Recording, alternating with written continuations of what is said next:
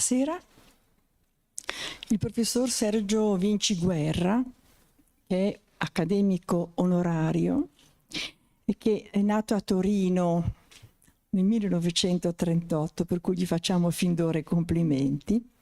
Come docente di prima fascia ha insegnato diritto penale nelle facoltà di giurisprudenza delle università di Trieste, Genova e Torino. Egli risiede a Torino e ha insegnato anche criminologia. Elemento importante da ricordare è che dirige la rivista Diritto Penale XXI secolo, europeo, storico, comparato. È una rivista che il professore ha fondato nel 2002. È, come vi ho detto, socio onorario della nostra Accademia, è commendatore dell'Ordine al Merito della Repubblica Italiana ed è commendatore al merito melitense del Sovrano Militare Ordine di Malta. Il tema che egli questa sera illustra è un tema per il quale ha appunto dato il titolo Le principali differenze tra il sistema giuridico penale del Regno Unito di Gran Bretagna e Irlanda del Nord e quello degli Stati europei continentali. Egli illustrerà come ci siano delle importanti differenze già anche all'interno del Regno Unito di Gran Bretagna e Irlanda del Nord, costituitosi nel 1927, differenze che sussistono anche alla luce della differente evoluzione storico-politica delle tre giurisdizioni, e all'interno di questa entità giuridica così composita illustrerà anche il confronto dell'ordinamento penale del Regno Unito con gli ordinamenti penali degli stati continentali europei. Grazie professore, a lei la parola.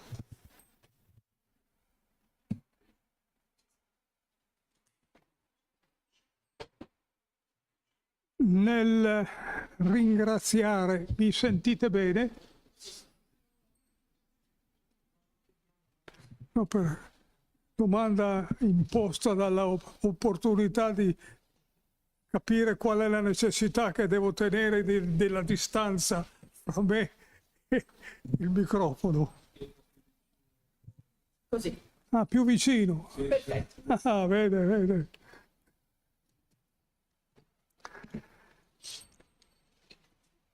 Nel ringraziare per la presentazione di questa mia conferenza, promossa dal Presidente e dai direttori di questa Accademia, conferenza che ha come oggetto la recente pubblicazione di un mio libro che ho lasciato in omaggio già alla biblioteca dell'Accademia. Questo è il libro in questione.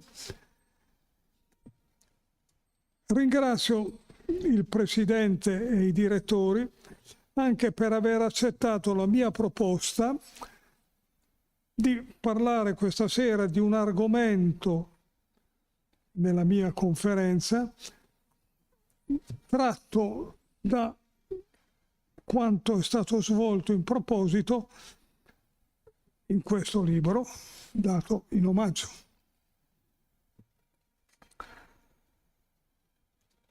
È un argomento questo della conversazione di questa sera, secondo il quale nell'esperienza plurisecolare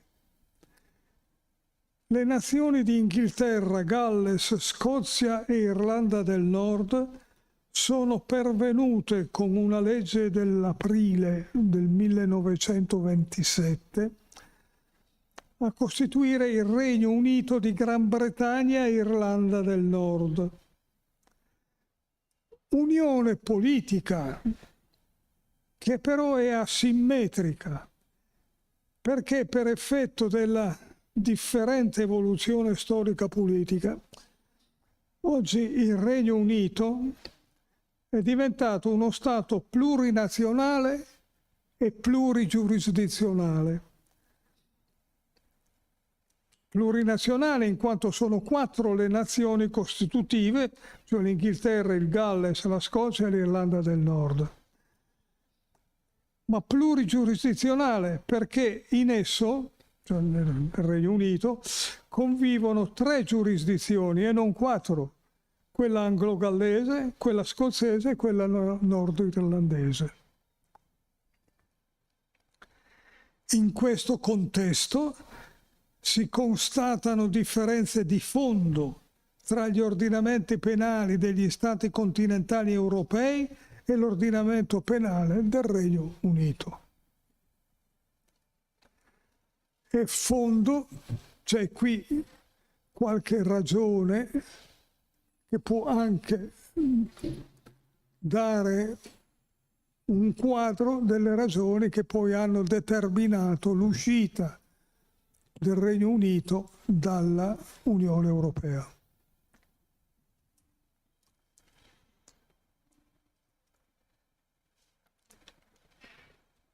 Queste differenze di fondo tra gli ordinamenti penali degli Stati continentali europei e l'ordinamento penale del Regno Unito si profilano lungo 3 differenze di fondo evidenziate nel libro, che all'argomento dedica un ampio quadro. Quali sono queste differenze di fondo? Sono differenze tra il diritto di fonte giudiziaria, che viene poi dagli inglesi denominato common law, e il diritto di fonte legislativa, che chiamano statute law. Quindi differenze reciproche fra il diritto di fonte giudiziaria e il diritto di fonte legislativa. Seconda differenza, la freddezza nutrita dalla cultura giuridica di Oltremanica per la codificazione. Terzo punto, il particolare assetto della Costituzione del Regno Unito. Perché di queste 3 cose sentirete da me notizie che generalmente non sono presenti nella cultura giuridica dell'Europa occidentale. Veniamo ora alla prima differenza fra gli ordinamenti penali degli Stati continentali europei e l'ordinamento del Regno Unito, cioè le differenze reciproche tra il diritto di fonte giudiziaria e il diritto di fonte legislativa.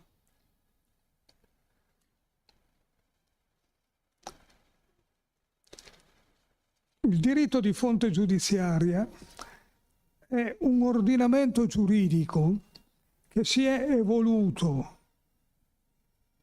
non vi impressioni questa mia citazione, almeno negli ultimi 1000 anni, senza soluzione di continuità, lontano dalle svolte che nell'Europa continentale hanno coinciso prima con il recepimento del diritto romano con la compilazione giustinianea, poi sotto la spinta dell'illuminismo giuridico penale con le codificazioni.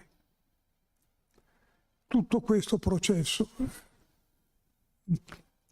non è stato ignorato nel mondo anglosassone, ma non ha avuto successo. Per molte centinaia di anni, in via di larga approssimazione, sino alla metà del secolo XIX, cioè l'Ottocento, in seno alla common law penale, la posizione del giudice fu di assoluto predominio, perché gli interventi della legge scritta furono sporadici e settoriali.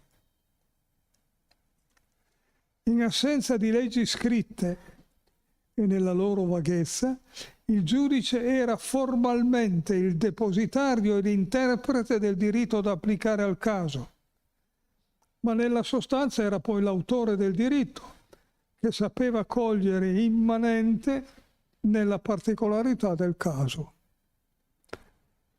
registrando questa percezione propria nelle sentenze.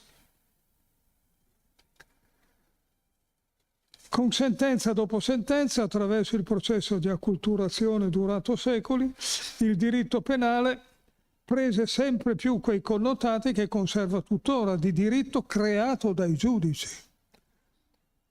Esiste nel linguaggio giuridico anglosassone l'espressione judge made law. Giudice, autore della legge.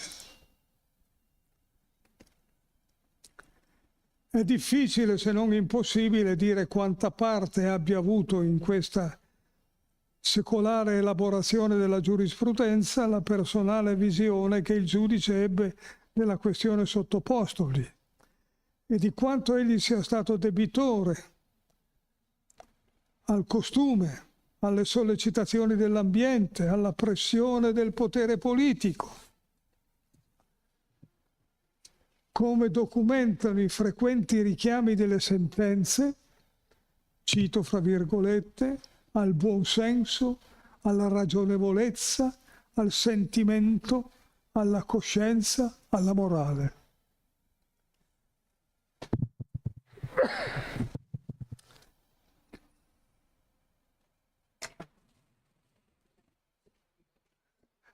Grazie per il soccorso. Punti dentro, grazie. Buono. Sì.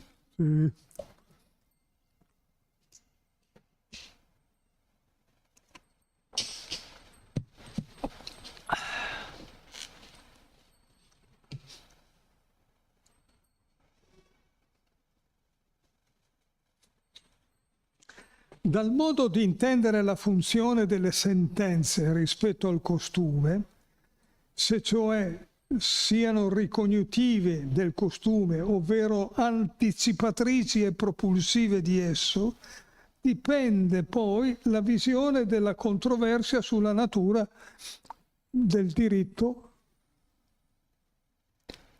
fatto proprio ed emanato quindi dai giudici. Chi non ne accentua il profilo ricognitivo è portato a definire questa legislazione, diciamo così, dei giudici, un ordinamento consuetudinario che troverebbe le sue origini appunto nel costume popolare. Mentre alla radice dell'opinione contraria v'è l'opposta idea di una certa sua autonomia rispetto al costume e del ruolo preminente svolto dall'opera del giudice. Se si va a leggere gli scritti dei giuristi inglesi si trovano espressioni di questi due indirizzi. Questi c'erano, ci sono e si ricontinuano a tirare indietro nel corso degli anni. Nella tradizione giuridica di Oltremanica non si è mai realizzata una piena identificazione tra Stato e diritto. Le istituzioni di governo si sono sempre inserite in un sistema giuridico più ampio, fondato sui principi ritenuti superiori alla discrezionalità politica e in quanto tali vincolanti per l'azione governativa. I giudici custodi del diritto e storicamente indipendenti ne hanno assicurato l'applicazione, dapprima nei confronti del sovrano e successivamente, a partire dal secolo XVIII, anche nei confronti del Parlamento. Ancora oggi, dunque, nell'ordinamento penale del Regno Unito assume un ruolo di primo piano il diritto giurisprudenziale, che si forma intorno ai singoli casi passando da uno all'altro. Diritto creato dai giudici, c'è quel judge made law, l'autorità dei giudici dura nel tempo ben oltre la loro vita. Perché dico questo? Perché non è raro vedere citata nelle trattazioni dei giuristi o nelle sentenze l'opinione espressa in anni lontani da un giudice ormai scomparso. Opinione che può essere conosciuta grazie ad un sistema di repertorio delle sentenze che si spinge assai indietro nel tempo. Esiste una raccolta sia pubblica che privata delle sentenze. Eloquente testimonianza di questa autorevolezza dei giudici è l'uso consolidato di denominare caso guida il precedente giudiziario significativo, in particolare il precedente giudiziario con efficacia generale.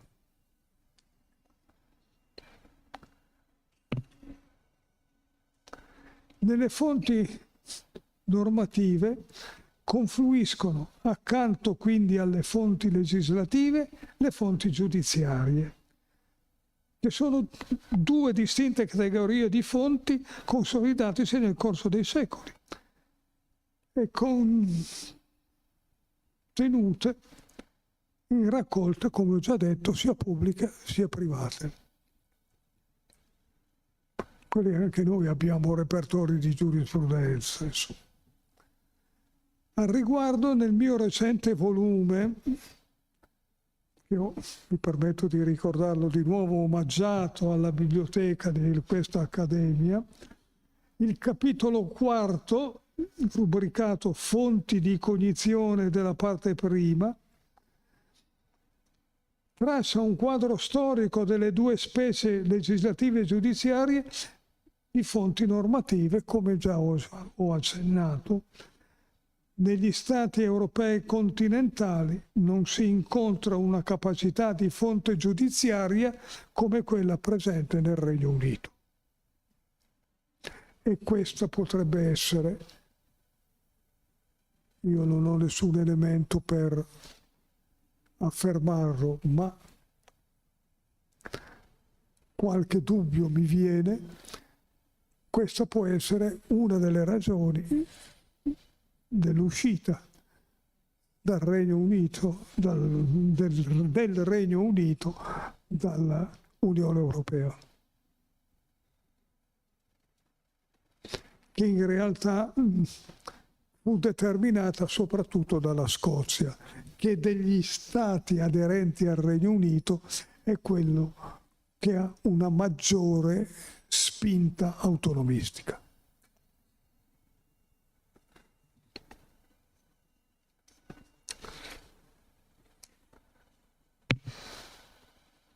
Un quarto d'ora è stato dedicato al primo dei tre argomenti che dobbiamo considerare. Veniamo ora al secondo elemento di differenza tra la cultura giuridico-penale del continente e quella di Oltremanica. Secondo elemento che va individuato, come ho già accennato, nella freddezza verso la codificazione nutrita dalla cultura giuridica di Oltremanica.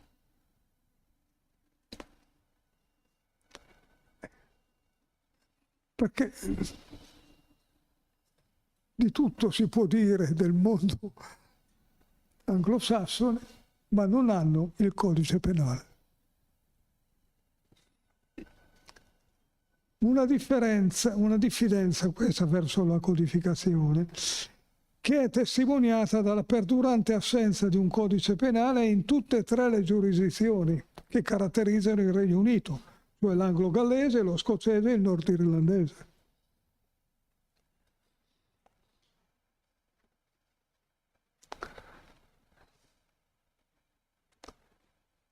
Questa freddezza non fu determinata da un superficiale disinteresse o da un miope orgoglio nazionale. Nei secoli XVIII e XIX, in concomitanza con l'affermarsi sul continente europeo del movimento di codificazione sotto l'impulso dell'illuminismo giuridico e sotto l'impulso dell'esperienza francese, anche nel Regno Unito il problema della codificazione fu ampiamente dibattuto e non mancò neppure la stesura di progetti, ma prevalse la fedeltà alla tradizione nel cui ambito furono assorbite le spinte innovatrici. La necessità della codificazione e il primato della legge scritta sulla common law ebbero il primo autorevole assertore in un giurista inglese di nome Jeremy Bentham, che vive fra il 1748 e il 1832. Secondo Bentham, bisognava evitare al giudice di comportarsi, sono parole di Bentham, come fa il padrone con il cane.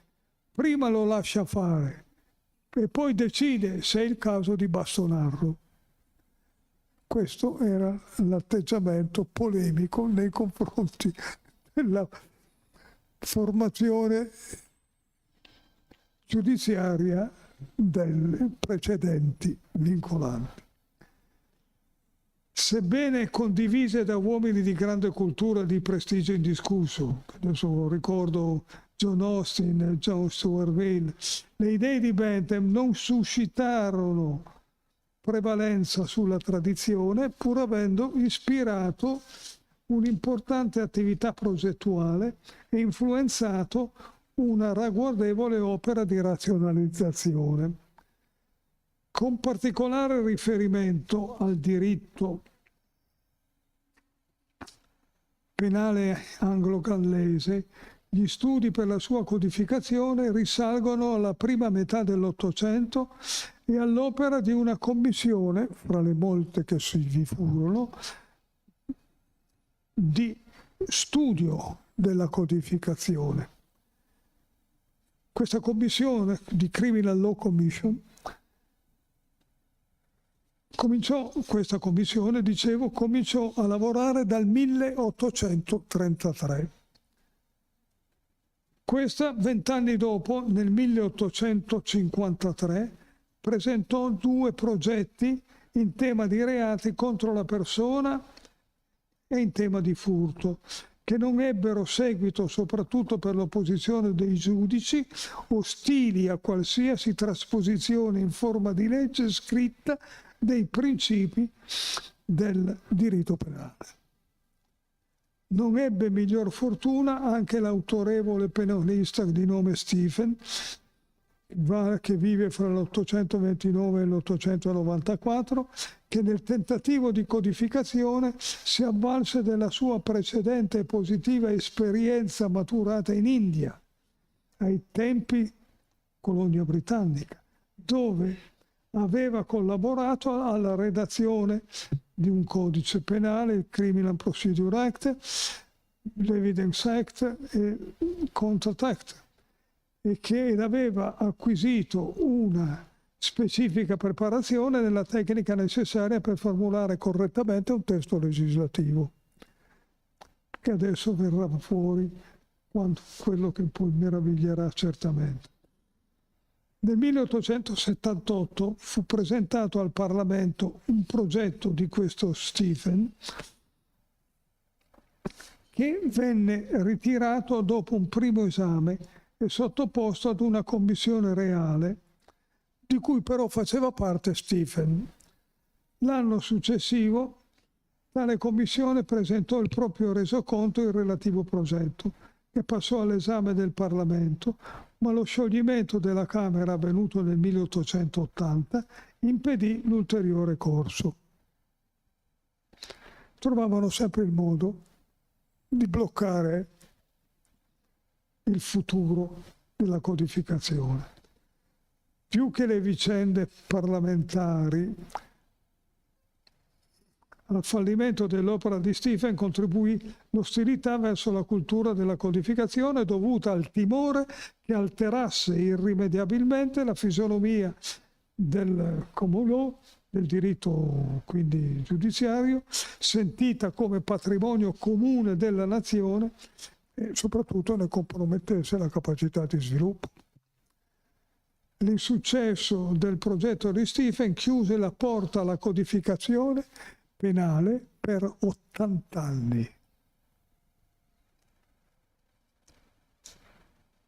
Se ne sarebbe ripreso a parlare soltanto alla metà degli anni 60 del secolo XX, cioè la metà del Novecento. Si comincia a parlarne nell'ultima parte dell'Ottocento e bisogna aspettare di arrivare agli anni 60 del Novecento.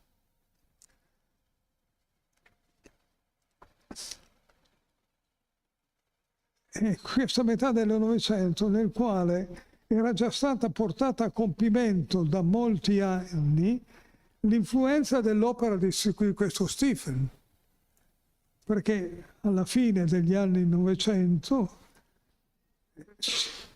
si ricorda un codice penale indiano, paesi colonia del Regno Unito, un codice penale indiano del 1860, un codice penale canadese del 1892, un codice penale della Nuova Zelanda del 1961, un codice penale di stati australiani, Queensland 1899, Western Australia 1913-1961, Tasmania, sono le isole intorno all'Australia, 1924.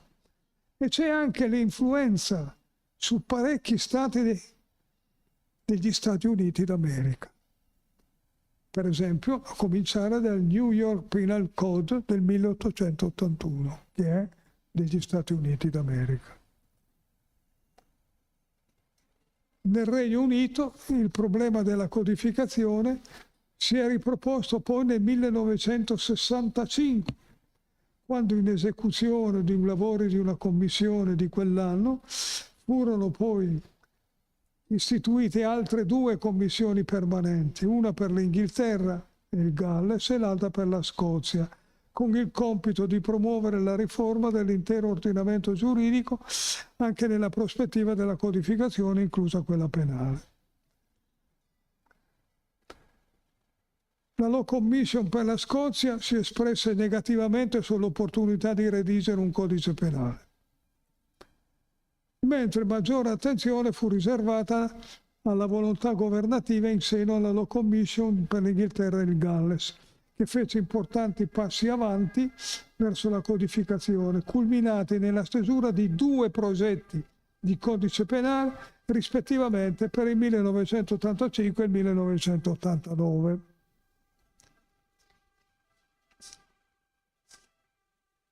Adesso non sto qui a dilungarmi su che cosa caratterizzasse questi progetti, ma comunque in sintesi dirò che il progetto dell'85, 985, era diviso in 2 parti.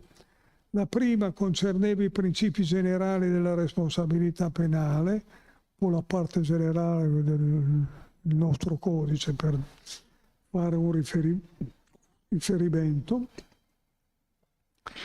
E poi c'erano anche, nella seconda parte, alcune figure di reato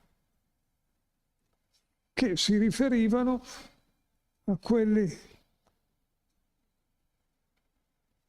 che erano i beni giuridici più tutelati delle codificazioni dell'Europa occidentale: delitti contro la persona e delitti contro la proprietà.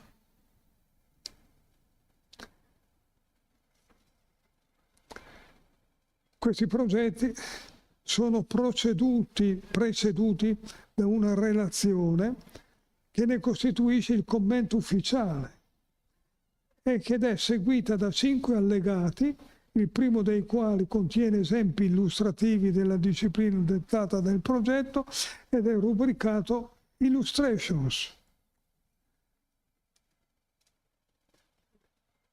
Questi riferimenti sarebbero rilevanti ai fini dell'interpretazione quale mezzo di essa.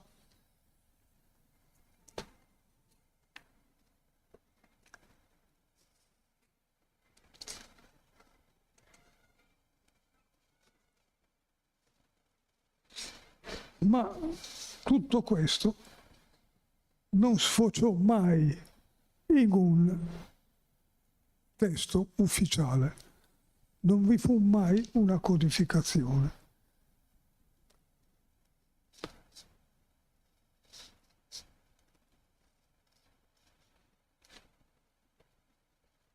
Non si è arrivati alla codificazione del diritto penale per il problema non risolto del ruolo riservato al giudice e per il problema del rapporto fra il potere legislativo politico e il potere giudiziario, che in sostanza è sotterraneamente un altro potere politico equivalente. E così stanno andando avanti da secoli nel Regno Unito. Non hanno il codice penale. E siamo alle 6:15.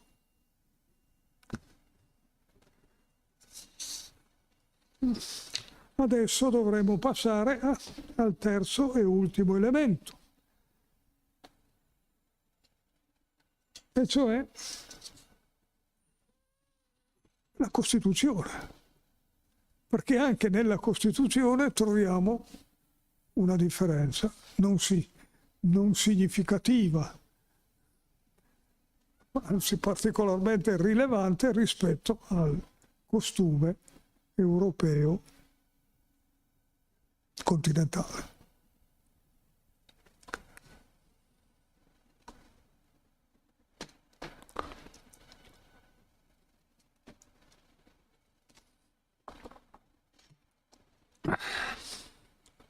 E sarà il prossimo quarto d'ora approssimativamente di questa conversazione, alla quale poi,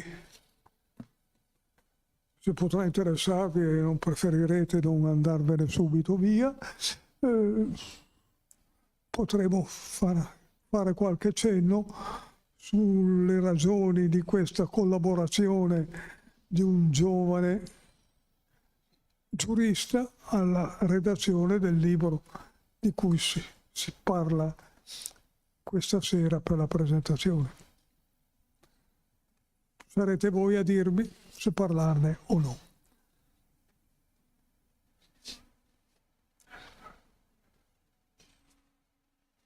Chiedo scusa, ma siccome non vorrei morire soffocato, vado a prendermi un po' d'acqua. Non l'ho chiesto, lo facevo io. Però, no, va bene, io la ringrazio, riempie il bicchiere, va, grazie. Va bene, grazie.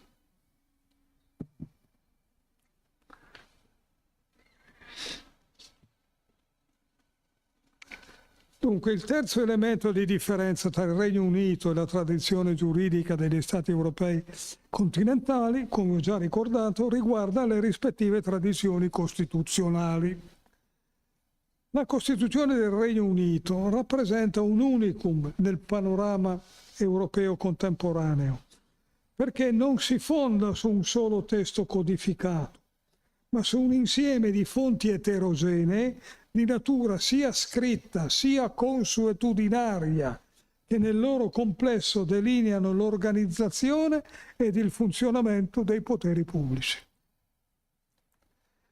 A differenza delle costituzioni rigide degli Stati europei continentali, la Costituzione britannica è tradizionalmente definita come non scritta, o più correttamente non codificata, in quanto il diritto costituzionale è disperso in una pluralità di atti precedenti e non è racchiuso in un documento solenne di rango supremo, come avviene per esempio da noi.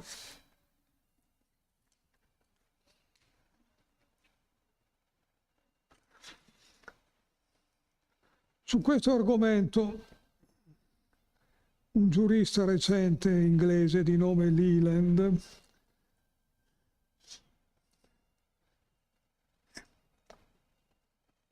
è stato chiarito che la Costituzione del Regno Unito si è evoluta nel senso che le regole da cui è composta sono stratificate per accumulazione nel corso dei secoli.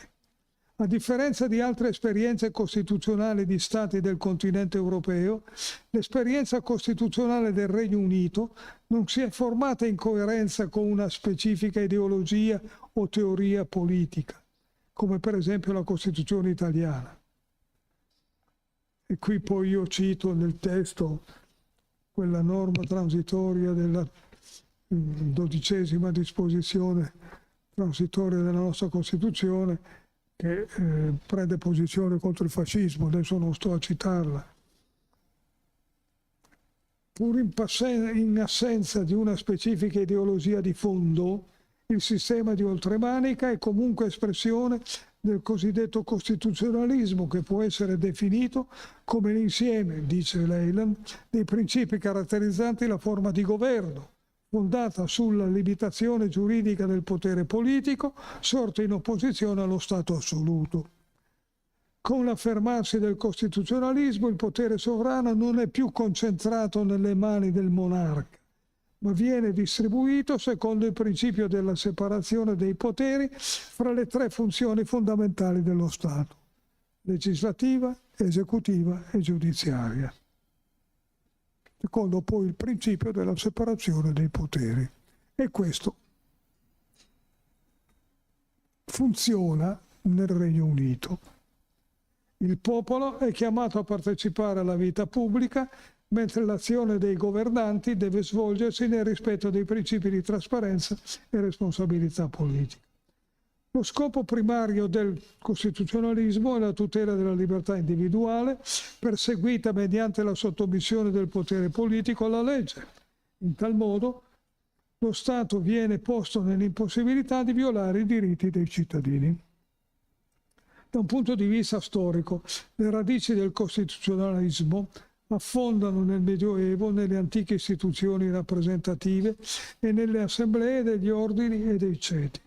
Nel panorama comparato, la prima forma compiuta di Stato costituzionale nasce in Inghilterra nel 1689, quando Guglielmo III d'Orange, accettando la corona, riconobbe quello che fu chiamato il Bill of Rights, la legge sui diritti, la legge dei diritti, che fissava i limiti precisi del potere regio. Quindi cominciarono a dettare un limite al potere regio quando in Europa questo non avveniva ancora. La citata assenza del Regno Unito, nel Regno Unito, di una Costituzione codificata in un unico documento, significa altresì che manca un insieme di regole definibili antecedenti alle istituzioni statali e fondative di esse. Piuttosto il principio fondamentale della Costituzione è quello della sovranità parlamentare. Le Corti hanno riconosciuto le leggi parlamentari come la più elevata tra le fonti di produzione del diritto. Ne consegue che in un certo senso tutte le leggi approvate dal Parlamento e non abrogate sono parti integranti della Costituzione. E quindi in via di principio è ovvio che alcune leggi hanno una speciale importanza costituzionale. E questo sta scritto nelle sentenze. Adesso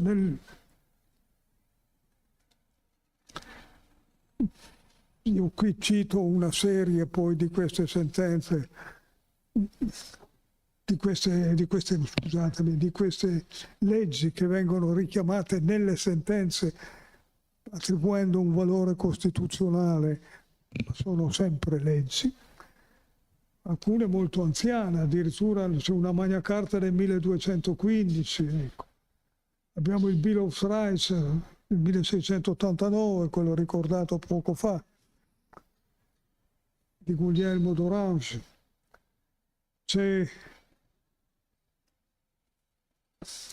per esempio la legge istitutiva della Corte Suprema del Regno Unito. Tralascio poi altri dettagli che non è il caso di citare, ecco. Ma nessuna di queste leggi pur avendo valore costituzionale, gode di un rango superiore. In teoria, infatti, il principio della sovranità parlamentare consente al Parlamento di abrogare o modificare qualsiasi legge, incluse quelle di rilievo costituzionale, diversamente da quello che avviene per le costituzioni nel paese dell'Unione, dell'Europa occidentale, insomma, dell'Europa continentale, diciamo meglio, dove le costituzioni hanno un rango superiore e sono quelle che bloccano le leggi ordinarie. Qui non è così, sono tutte uguali, tutte equivalenti. In un sistema in cui il precedente giudiziario ha valore vincolante, le decisioni dei giudici hanno da sempre avuto una certa importanza per la creazione del diritto costituzionale. Ci sono alcuni casi di assoluto rilievo.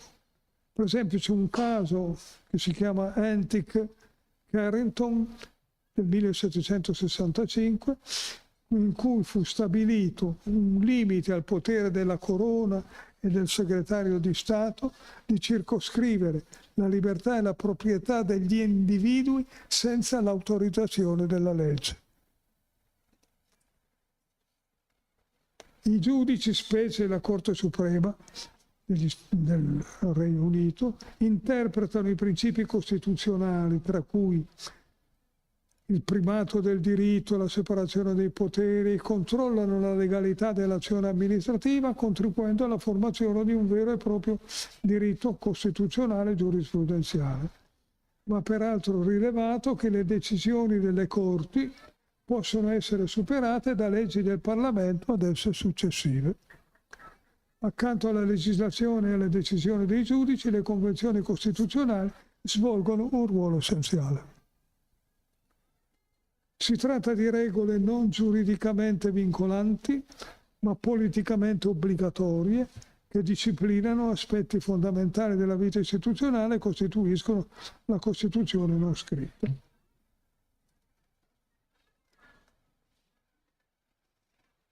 Tralascio poi di dilungarmi su questo argomento e mi limito a dire che nel Regno Unito nessuna norma è formalmente superiore alla legge ordinaria e il diritto costituzionale può essere modificato attraverso una semplice legge del Parlamento. Ne discende un sistema in cui il principio di sovranità parlamentare sostituisce quello che da noi esiste della rigidità costituzionale.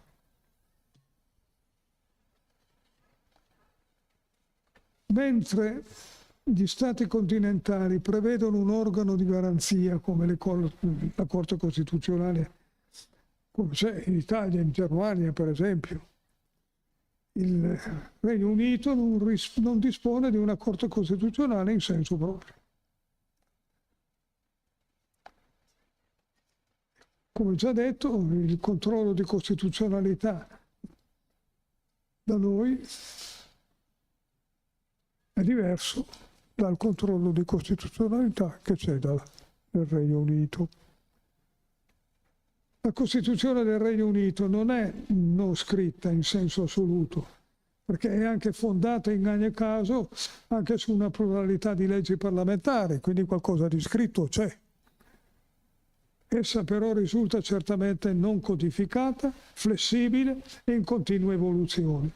È un ordinamento che si regge su fiducia, responsabilità e consuetudine più che su gerarchie formali, come invece avviene da noi. Sono le ore 18. L'importanza di questa monumentale indicazione proveniente dal documento che mi è stato dato. Vediamo se qualcuno volesse intanto farle delle domande su quello che lei dice. Ci sono delle domande di chiarimento, delle curiosità? Se volete, chiedo scusa, poi sì. ti ridò subito la parola. Poi se volete posso dilungarmi un quarto d'ora per spiegare la ragione per la quale c'è questo coautore, che non c'era nelle 2 precedenti edizioni di questo libro. Allora, scusi, questo è il titolo. Stavo per farlo. E voilà. Allora, il testo di cui sta parlando il professor Vinci Guerra, che è scritto insieme con Federico Carmelo La Vattiata per le edizioni scientifiche italiane, dette anche ESI correntemente, è Diritto penale anglo-gallese. Questo è il frontispicio. Eccolo qua. Grazie. Professore, come mai nel 1860, come lei ha detto, in India, che nel 1858, dopo la rivolta dei Sepoys, l'India viene a far parte dell'impero Stati in Africa che si era presi il Regno Unito e hanno... Si avvicini per favore. Ci sono un mucchio di stati in Africa, per esempio, che erano colonie e sono ancora adesso. Salvo che ci siano poi divisi con i francesi, ma questa nella è sostanza, storia. Sì. Dove sono rimasti gli inglesi ci sono le codificazioni. E allora perché? Dove non ci sono i codici penali, è il mondo inglese. Per quale motivo quindi questa monarchia parlamentare che nasce così dopo la gloriosa rivoluzione nel 1688, infatti lei dice che nel 1689 c'è il Bill of Rights, eccetera. Allora, per quale motivo gli inglesi non esportano, fra virgolette, questa loro legislazione, questa loro giurisprudenza? Perché secondo quello che si legge nella letteratura giuridica sono i magistrati, i giudici che si oppongono perché ritengono di essere i titolari di eccetera eccetera. Quindi non accettano che si introduca ciò che è stato la codificazione, che è stata inserita in stati coloniali come prodotto della cultura del mondo che li aveva in qualche modo colonizzati. È una cosa, detto fra noi, che è difficilmente accettabile, ecco. Però è quello che sta succedendo, che è successo da anni e anni e anni. Per esempio in India istituiscono un sistema scolastico che poi sarà così importante anche dopo l'indipendenza del 1947 e però in quel caso intervengono in maniera molto energica, fra virgolette. E invece insomma, qui il valore dell'eguaglianza non esiste. Non esiste, è un'ennesima dimostrazione. Qualche cosa che dovrebbe valere nel governo di tutti i popoli, questo non è cosa da poco, e trova proprio nel regime anglosassone, chiamiamolo così, insomma inglese, eccetera, chiamiamolo come vogliamo, trova una importante contraddizione. Esatto. E che cosa c'è di similare, se c'è, tra questo tipo di organizzazione del Regno Unito e gli Stati Uniti? Ma negli Stati Uniti è un po' diverso, perché c'è una legislazione federale, c'è leggi di Stato, perché gli Stati Uniti sono uno Stato federale, cioè più di 50 Stati sono collegati fra loro e hanno una legislazione differente l'uno dall'altro. E ogni tanto hanno delle controversie anche non irrilevanti. L'ultima, guardi, proprio ne vedrà una trattazione nella mia rivista. Il prossimo numero ci sarà il riferimento, la narrazione di una sentenza della Corte Suprema degli Stati Uniti che è intervenuta contraddicendo 2 precedenti sentenze degli anni 70 della stessa Corte Suprema degli Stati Uniti, federali, Corte federale, a proposito della legittimità dell'aborto, rovesciando completamente. Le due precedenti sentenze avevano detto che c'era un riconoscimento costituzionale della legittimità dell'aborto.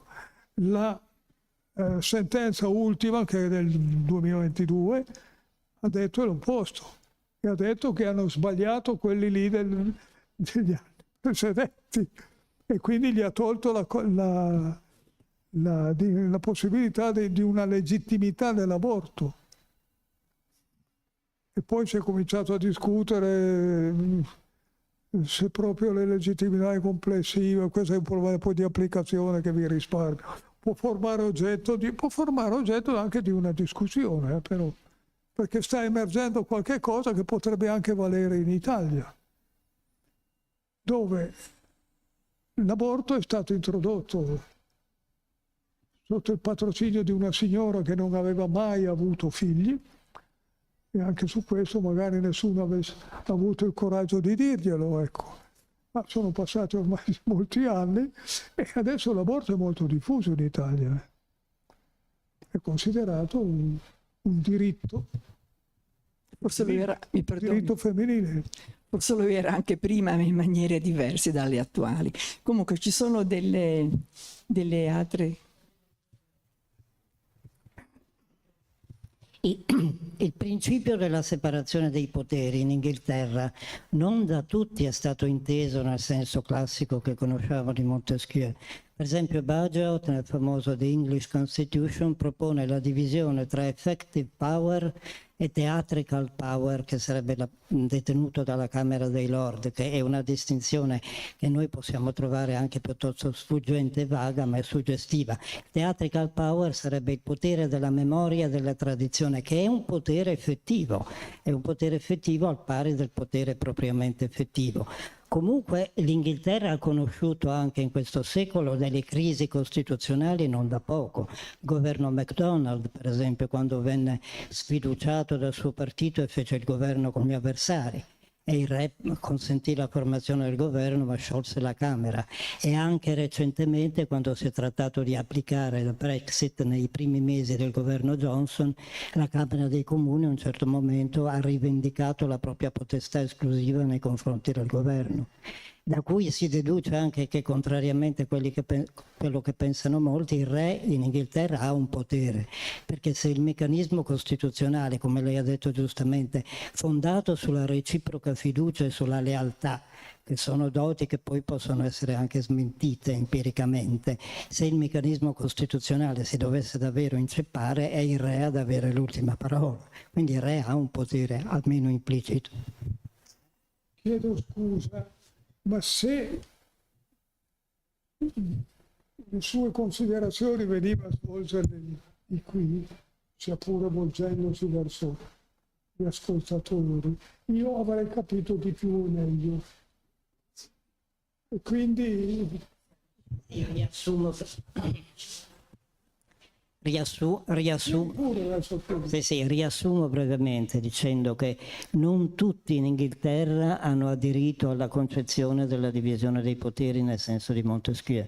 tutti hanno Aderito alla concezione di Montesquieu, cioè il principio della divisione dei poteri è stato inteso da qualcuno, per esempio Bagehot, in un modo più sottile e più sfumato. Bagehot proponeva la divisione tra effective power, potere della politica, e theatrical power, che per noi è un po' difficile da capire, ma è il potere della memoria e della tradizione. accettano la divisione dei poteri quando c'è di mezzo potere giudiziario.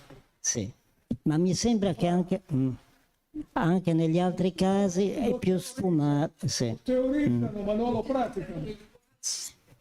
Come? Sì, comunque, ecco, volevo dire... Quello che rimprovero a lui. No, volevo dire che l'Inghilterra ha conosciuto anche delle crisi costituzionali abbastanza gravi. Il governo McDonald e anche recentemente nel governo Johnson, quando si è trattato di rendere effettiva la Brexit, la Camera dei Comuni a un certo punto ha rivendicato la propria potestà esclusiva nei confronti.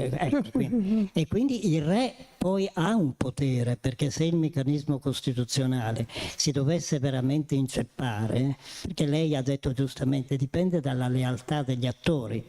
La Costituzione inglese, ecco, la lealtà degli attori può venir meno in certi momenti, quindi se si dovesse drammaticamente inceppare, il re poi ha l'ultima parola. Quindi il re rimane come figura politica. No, questo niente da dire.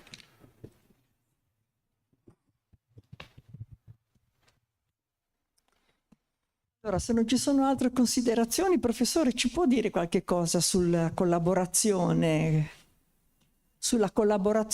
con il coautore?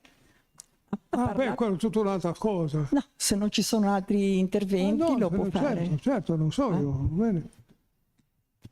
Sì, siccome era la presentazione del libro, nel libro c'è questa diversità rispetto alla tradizione, insomma, anche mia personale. Questo libro ho avuto già altre 2 edizioni precedenti. Anche nelle 2 precedenti edizioni c'era stata la collaborazione di giovani, tant'è che sono ricordati ancora nell'introduzione della terza edizione per ricordarli e ringraziarli, facendone anche i nomi, adesso ve li risparmio, insomma.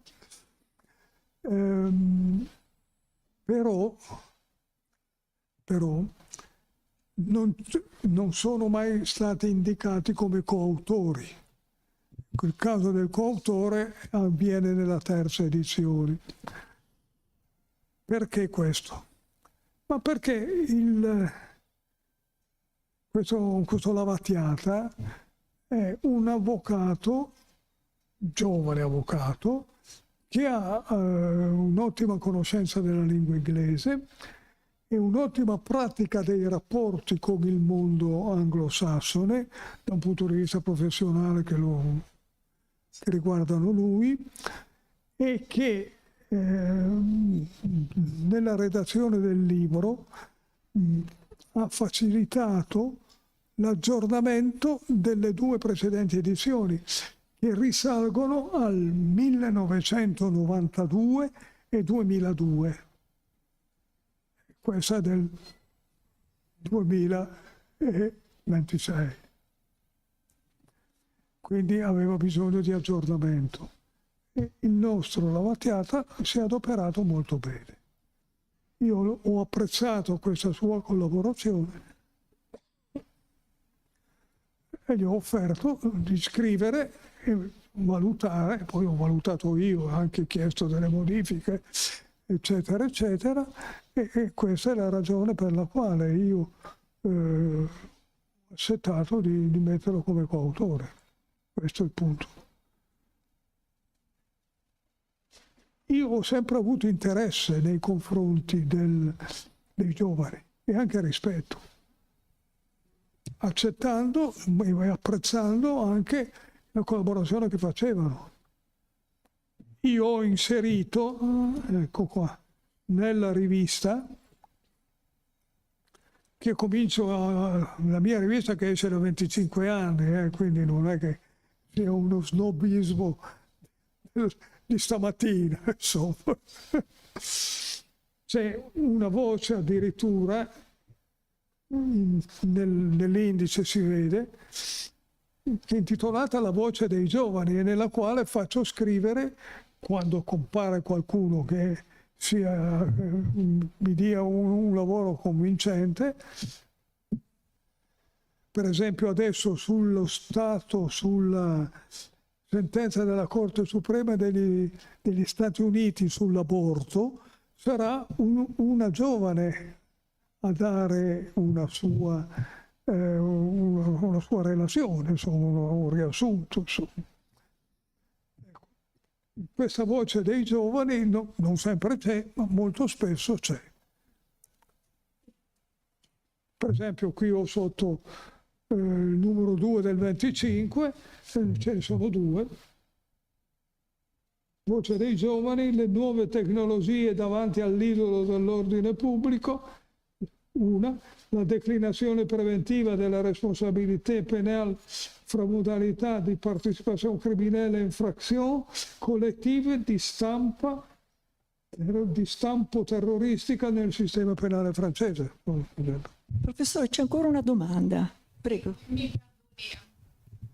È una domanda un po' tardiva, ma mi è venuta adesso. Quali effetti produce questa legge del giudice sui gradi successivi? Questa è la mia domanda. Non riesco a immaginarmi come funzionano nel Regno Unito. Non ho capito, non riesce a immaginarsi? Come si ragioni poi? Uno fonda un suo giudizio su determinati casi. Il giudice del grado successivo si deve attenere agli stessi casi? Ne può addurre degli altri? Tutto questo diventa un problema interno di vicendevole accettazione e sopportazione anche, di contraddirsi l'uno con l'altro. Sì. Vabbè. Questa è la verità. Però le dico una cosa. Bene, grazie professore. Io credo che la sua conferenza, tutte le sue informazioni ci faranno osservare con più attenzione quello che avviene anche nei rapporti con il Regno Unito e non sarà certamente semplice. Vi volevo dire due cose ancora, che lunedì 8 giugno alle ore 17 Giancarlo Icardi, accademico dell'Università di Genova, parlerà di update vaccinazioni tra innovazione, sicurezza e comunicazione. Mentre a chiusura di tutte le conferenze dell'Accademia, mercoledì 10 giugno, per un'iniziativa insieme con l'Associazione Amici dei Musei, ci sarà una conferenza alle 17:30, non alle 17, svolta da Eleonora Anselmo e Beppe Manzitti, con questo titolo: Il mito di Antigone e la sua ricezione nella cultura moderna. Quindi il 10 di giugno alle ore 17:30 veramente ci sarà l'ultima conferenza del primo semestre 2026 e noi riprenderemo nel settembre di quest'anno. Grazie a tutti e soprattutto grazie al professor Vincenti.